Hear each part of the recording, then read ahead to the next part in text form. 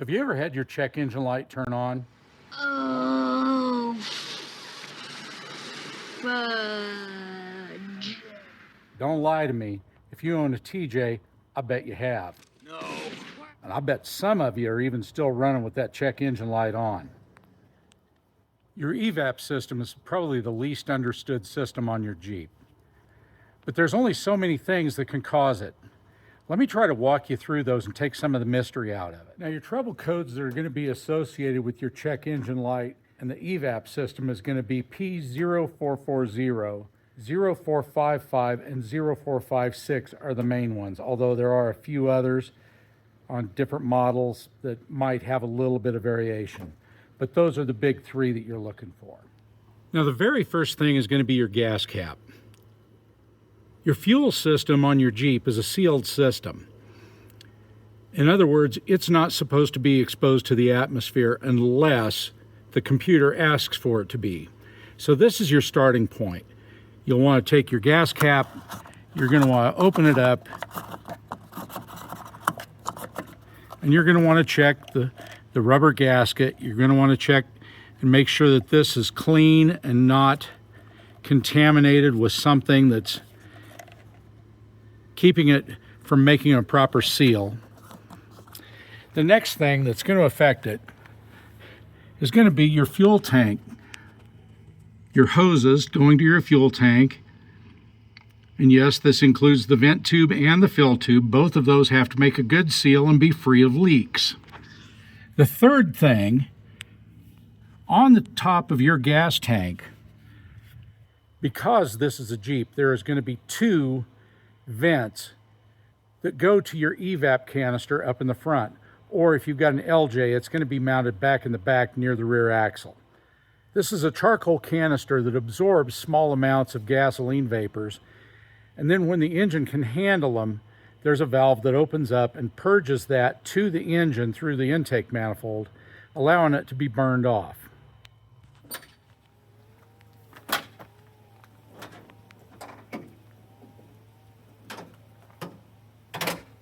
Now, don't everybody panic.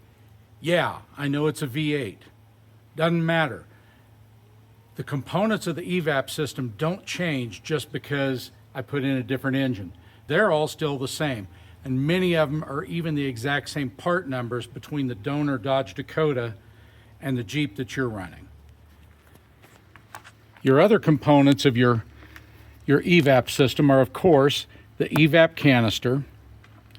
Now, because this was a V8 swap and it went from a four-banger to a V8, my leak down detection pump is actually, you'll probably have a hard time seeing it. It is in here behind this screen mounted to the firewall. And because this actually electronically purges and allows this to draw in air from the outside when it needs it, this is where your filter mounts. This is just a housing with a small paper filter.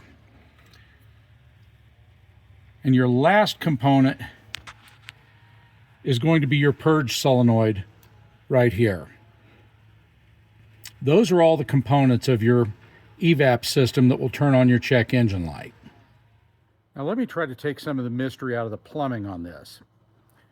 From your two vents in the top of your gas tank, one on the left, one on the right, you have a pair of hoses that go to a T, which will be mounted near the center of the vehicle. And the reason for this is because with a Jeep, if you get it on an extreme angle, one way or the other way, one of those vents is going to go underneath the fuel. Now, the last thing you want to do is draw raw fuel into your evap canister, because it'll dissolve the charcoal and then that's shot. And that's a couple $100 extra that you don't want to spend. That's also why overfilling your gas tank is bad. Don't overfill your gas tank, okay? So that's going to go and jump to a steel line that's going to follow your frame on the underneath side of the frame, on the inside, up to the inlet for your evap canister. This is the evap canister inlet. Now, like I said before, this is a charcoal filter. The body of this is a charcoal filter. So it's going to be sucking gas fumes off the tank through here. And the suction is going to be supplied by this right here, which passes through your purge valve, which is just an electric solenoid. And then from there, it jumps across to the intake manifold, allowing the gasoline vapors to be sucked into the intake and burned and then sent out through the exhaust pipe. This large tube here, that is your air inlet. On this, like I say, because it's a V8, some of this may not be quite the same routing as yours, but all the components are the same.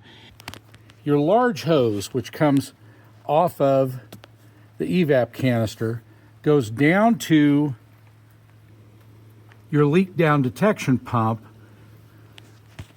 which serves a couple of purposes. It regulates the amount of atmospheric air going into the charcoal canister, and it just has basically an inlet and an outlet and 3 wires that go to it. One of them sends signal to the PCM just to let it know what's going on, and then one that opens and closes to allow atmosphere to burp into the evap canister. So it's not a continuous suction, but thus it's a pump.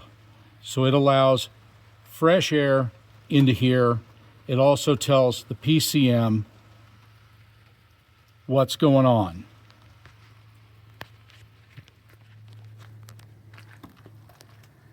Now I'm going to try to explain this without going too deep into the weeds as far as what this is actually doing. And so just how does all of this stuff work together? Okay, if your gas cap is good and your rubber hoses going from your gas tank to your fill nozzle are good, if your vent lines are good and your metal line that runs the length of the vehicle is good, up to the evap can, and your purge solenoid is good and operating, and the seals are good, and that's important because it can be electrically operating and a little O-ring inside, which is not serviceable, can be compromised, and if it's leaking, it will never pull the proper vacuum on the tank.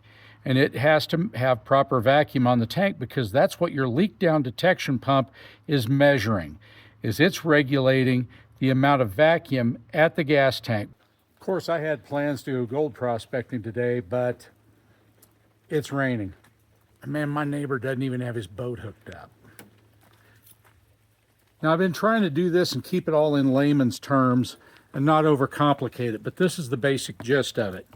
And this is why, if you've got a check engine light, these are the basic components that you're going to need to check. Start with your gas cap, check your lines, check your leak down detection pump, check your purge solenoid. Those are the basic things that you need to check. And a lot of times you can figure out that check engine light on your own, because let's face it, not everybody has access to a smoke machine or even knows how to use it. So, man, I hope you all found this interesting and helpful. So, Jeep, just explore every possibility.